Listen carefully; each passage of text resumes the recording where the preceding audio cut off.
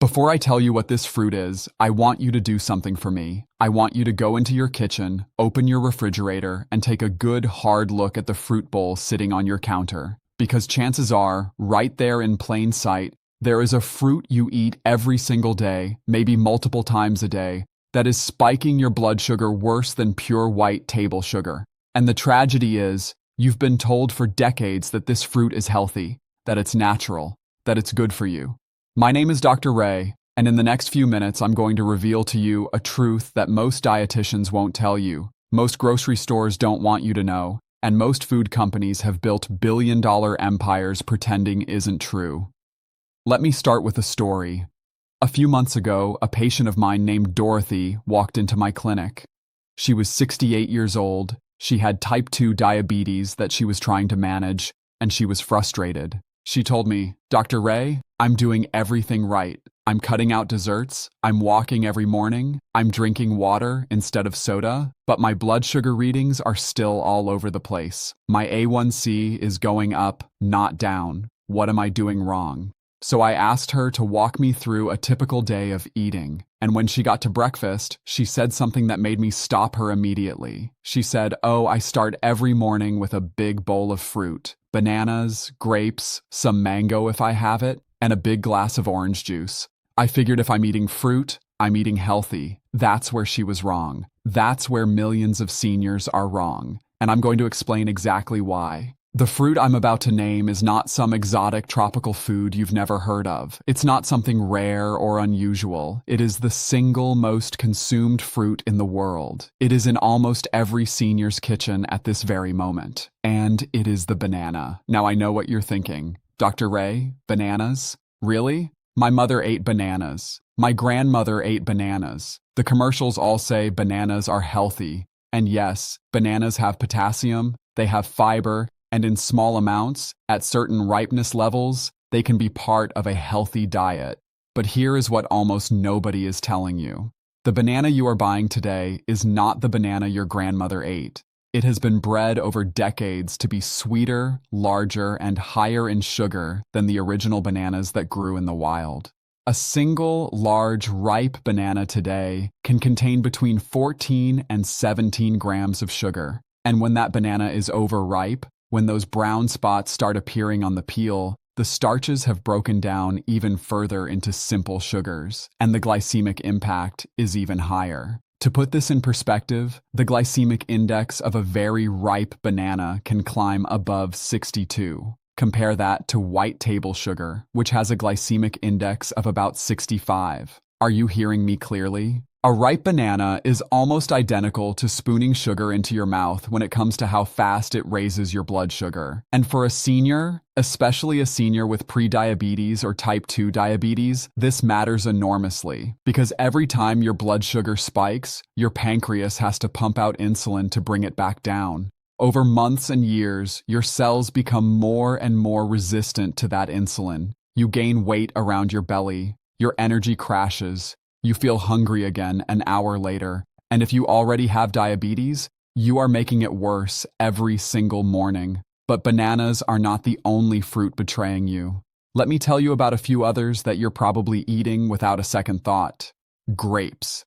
Especially those big, sweet, seedless varieties they sell now. A single cup of grapes can contain 16 grams of sugar. That's more sugar than most candy bars. And because grapes are small, easy to pop in your mouth, most seniors don't eat just a cup. They eat 2, 3, sometimes a whole bowl while watching television at night. By the time they're done, they've consumed 40 or 50 grams of sugar. No wonder their blood sugar is out of control in the morning. Then there's mango. Sweet, delicious, tropical mango. 1 cup of mango contains about 23 grams of sugar. Pineapple, about 16 grams per cup. Dried fruit is even worse. Raisins, dates, dried apricots, dried cranberries, these are essentially candy in disguise. A small handful of raisins can contain more sugar than a chocolate bar, and most seniors think they're making a healthy choice by reaching for dried fruit instead of a cookie. They are not. And then we come to the most deceptive fruit of all, orange juice. I want to be very clear with you. Orange juice is not health food. Orange juice is sugar water with some vitamin C added for marketing purposes. A single 8-ounce glass of orange juice contains 21 to 24 grams of sugar. That is as much sugar as a can of Coca-Cola. But because it's orange, because it's labeled as juice, because your mother gave it to you with breakfast when you were a child, you think it's good for you. It isn't. For a senior trying to manage blood sugar, orange juice is one of the worst things you can drink. And before you tell me, well, Dr. Ray, I drink only 100% pure orange juice, not the concentrate, let me stop you right there. It doesn't matter. Pure or not, the sugar content is virtually the same. The only difference is the label. Now here's where I want to get to the heart of what's happening in your body. When you eat a ripe banana or drink a glass of orange juice or snack on a handful of grapes, the sugar gets absorbed into your bloodstream within minutes. Your blood sugar spikes, sometimes by 50 or even 100 points. Your pancreas panics. It releases a huge surge of insulin to push that sugar into your cells. But here's the problem for seniors. As we age, our cells become more resistant to insulin. That means the insulin isn't as effective at moving the sugar out of your blood. So your pancreas releases even more insulin. And more. And more.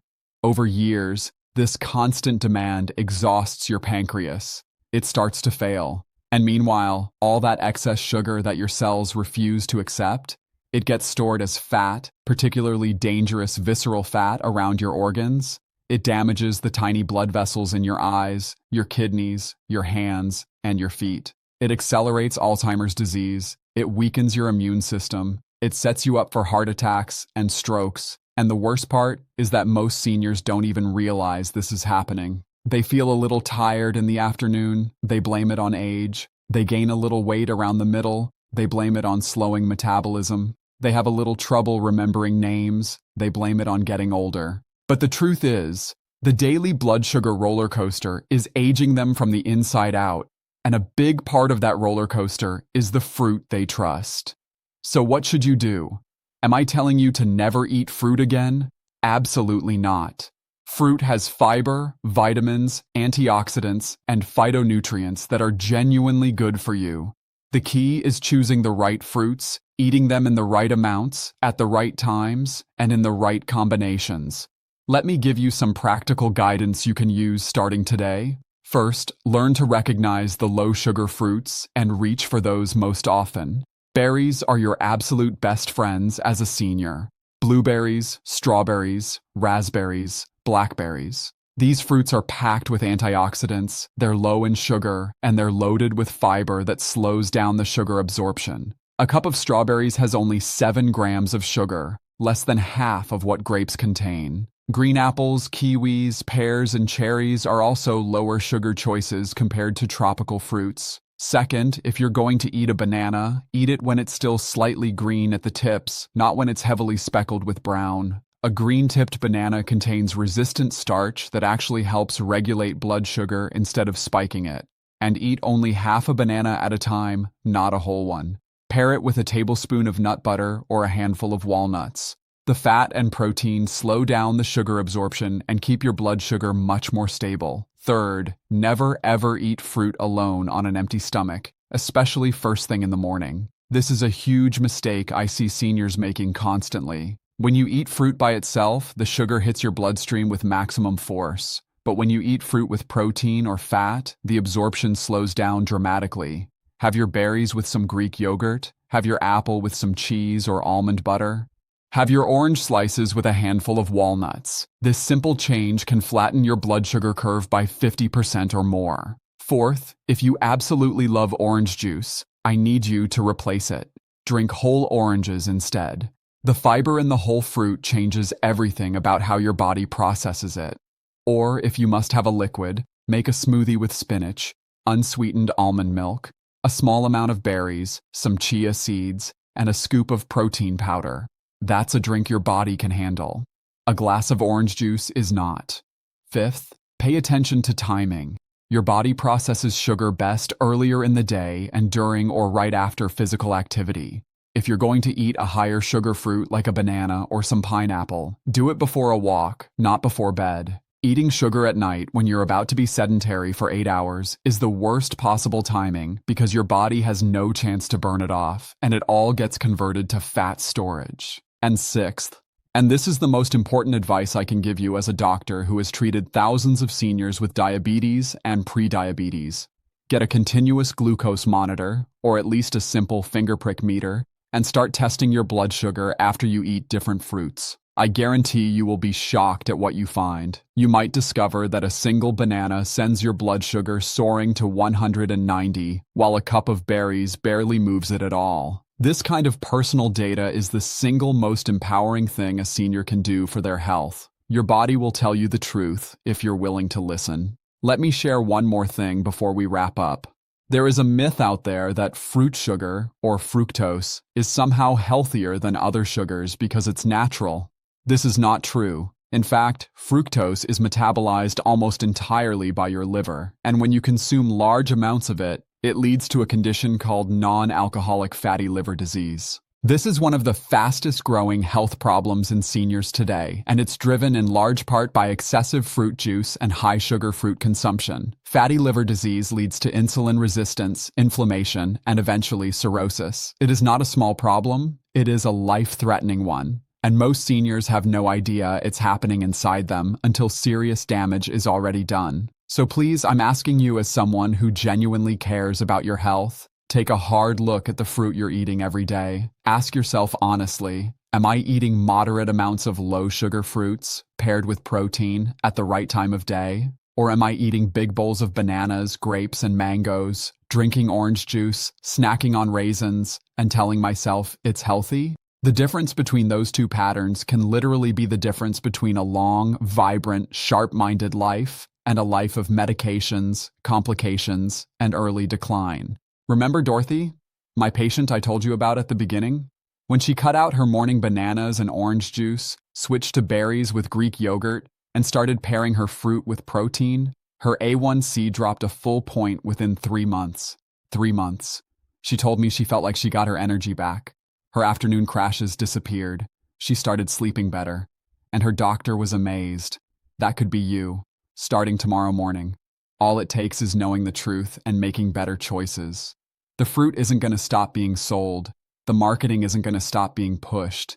It's up to you to take back control of what goes into your body. If this video has opened your eyes, please do me a favor. Share it with someone you love who has diabetes, prediabetes, or just cares about their health. They deserve to know this information. And don't forget to subscribe to this channel so you don't miss the next video, where I'll be revealing more truths that could change your life. Before I go, I have to give you my standard reminder. I am not your personal doctor. Everything I've shared today is for educational purposes only. If you have diabetes or any other condition affecting your blood sugar, please talk to your physician before making major dietary changes. Especially if you're on insulin or other blood sugar medications, changes to your diet can require changes to your prescriptions, and you need medical supervision for that. Your health is too important to leave to guesswork. Now let me take a few extra minutes to address some common questions I get from seniors about fruit and blood sugar, because I know these are probably running through your mind right now. The first question I always hear is, what about frozen fruit? Is it as bad as fresh fruit? The answer is, it depends on the fruit. Frozen berries are actually excellent. They're picked at peak ripeness, flash frozen, and they retain their nutrients beautifully. I actually recommend frozen blueberries to my patients because they tend to be cheaper and they last much longer than fresh. But frozen tropical fruits like mango chunks, pineapple, and banana slices carry the same high sugar content as their fresh counterparts. Freezing does not reduce sugar. The second question is about smoothies. Are smoothies healthy? This is a tricky one. A smoothie can be one of the healthiest things you eat in a day, or it can be one of the worst, depending on what you put in it. If your smoothie is 2 bananas, a cup of orange juice, some mango, and honey, you've just made a diabetic disaster. That drink could contain 60 or 70 grams of sugar. But if your smoothie is a cup of berries, a handful of spinach, a scoop of protein powder, a tablespoon of almond butter, and unsweetened almond milk, that's a fantastic meal. The rule is simple. Keep the fruit portion small, load it up with greens and protein, and never add juice. The third question I get is about fruit at restaurants and buffets. Seniors love going out to eat, and many buffets have big fruit bowls. My advice is to treat buffet fruit the way you would treat the dessert table. Small portions, not every time. And always pair it with protein from the main course. Those big cut-up cantaloupe and watermelon chunks look healthy, but watermelon has a glycemic index of 76, which is higher than pure sugar. Cantaloupe is 65. These are not innocent foods for someone managing blood sugar. The fourth question, and this one comes up all the time, is about canned fruit. Canned peaches, canned pears, fruit cocktail. I have to tell you plainly, stay away from most canned fruit. Even the ones labeled in light syrup or in juice are loaded with added sugars. If you want canned fruit, look specifically for varieties packed in water, and even then, rinse them well before eating. Better yet, just stick with fresh or frozen. The fifth and final question is, Dr. Ray, what about fruit in the afternoon as a snack? Is that okay? A small serving of low glycemic fruit, paired with a source of protein or healthy fat, makes an excellent afternoon snack for most seniors. A small apple with 2 tablespoons of almond butter, a cup of berries with a small handful of walnuts, a pear with a slice of cheese. These combinations will keep your blood sugar stable, satisfy your hunger until dinner, and actually nourish your body. What you want to avoid is fruit on its own, or fruit juice, or fruit paired with crackers or bread, because those combinations send your blood sugar through the roof. Take care of yourself, read your food labels, test your blood sugar, and I'll see you in the next video.